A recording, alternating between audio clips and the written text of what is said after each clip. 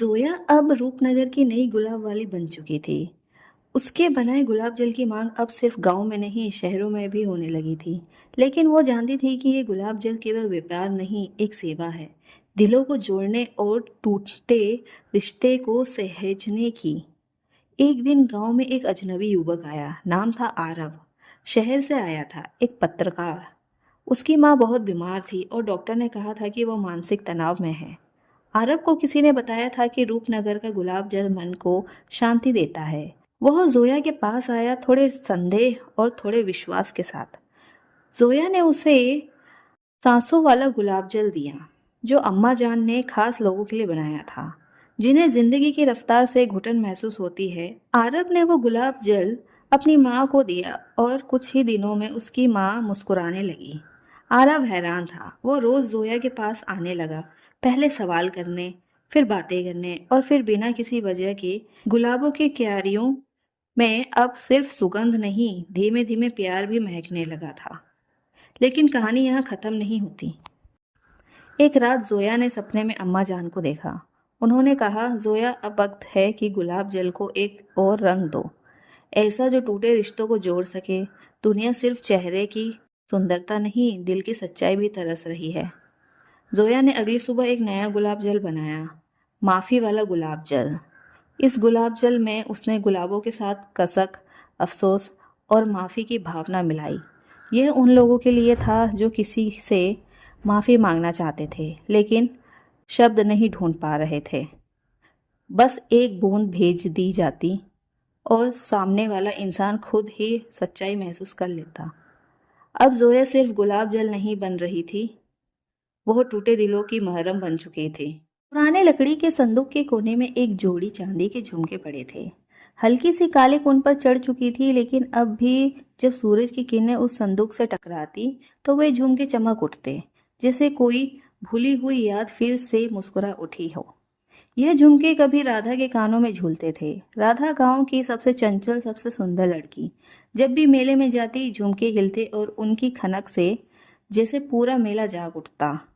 झुमके उसके पहले प्यार की निशानी थे। शिवा गांव का सीधा साधा लड़का, जिसे शब्दों में प्यार जताना नहीं आता था, लेकिन हर सोमवार को मंदिर में उसके लिए चुपचाप मन्नत मांग लेता था। एक दिन उसने अपने हाथों से कमाए पैसे से वो चांदी के झुमके खरीदे। राधा को थमाते हुए बस इतना कहा, तेरे लिए सादे हैं पर सच्चे हैं। राधा की आंखें नम थी। उन झुमकों में प्यार था, भरोसा था और एक ऐसा वादा था जो शब्दों में नहीं बांधा जा सकता। पर किस्मत ने करवट बदली। शहर से ब्याह का रिश्ता आया और राधा को जाना पड़ा। जाते वक्त उसने वो जोड़ी झुमके संदूक में रख दिए, शायद इसलिए नहीं कि वो प्यार को भूल गई थी, वो उसे संजोना चाहती थी, एक खजाने की तरह। साल बीत गए, राधा बूढ़ी हो गई। शिवा अब गांव में नहीं रहा और मेले अब भी लगते हैं, पर बिना उस झुमके की खनक के। आज उसकी पोती ने संदूक खोला, झुमके देखे और मुस्कुरा पड़ी। नानी, ये कितने प्यारे हैं, क्या मैं पहन सकती हूँ? राधा ने धीमे से सिर हिलाया।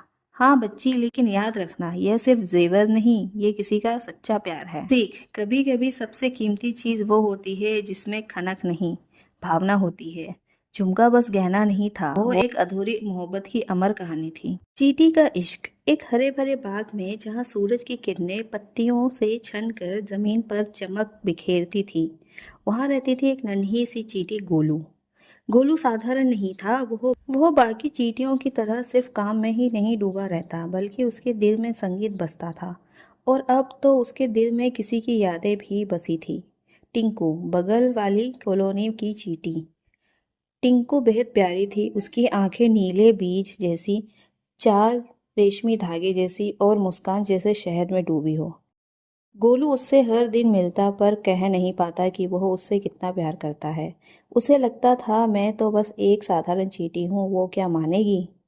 एक दिन जब सब काम पर गए थे, गोलू ने अपनी छिपी हुई ख्वाहिशों को आकार देना शुरू किया। उसने पत्तियों से तार निकाले, लकड़ी की छोटी सी तीलियों से एक गिटार बनाया, ऐसा गिटार जो सिर्फ एक चींटी के हाथ में ही फिट हो सकता था।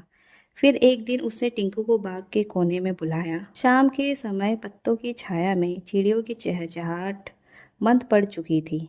गोलू सामने आया, उसके हाथ में छोटा सा गिटार। उसने आंखें बंद की और अपनी छोटी उंगलियों से सुर छेड़ दिए। तेरी खुशबू से महकते हैं पत्तों के ये रास्ते, हर कतरे में बसी है तू, जैसे मीठे रस में चाशनी। मैं चीटी सही पर दिल है बड़ा, तू कह दे एक बार, क्या तू भी मेरा। टिंकू स्तब्ध थी। पहले तो वो हंसी, गोलू तुम पागल हो क्या, गिटार भी बना लिया। पर फिर उसकी आंखें भीग गई। गोलू, मुझे नहीं पता था कि तुम इतना महसूस करते हो। गोलू सुकचाया। मैं हर दिन कहने की हिम्मत जुटाता था, पर आवाज़ नहीं निकलती थी। आज सोचा गिटार ही बोलेगी मेरी जगह। टिंकू मुस्कुराई, उसके पास आई और बोली, अब मुझे हर दिन ये गिटार सुनना है, सिर्फ तुम्हारे साथ। और इस तरह बाग की सबसे नन्ही प्रेम कहानी शुरू हुई, गिटार बजाते गोलू और उसकी मुस्कुराती टिंकू।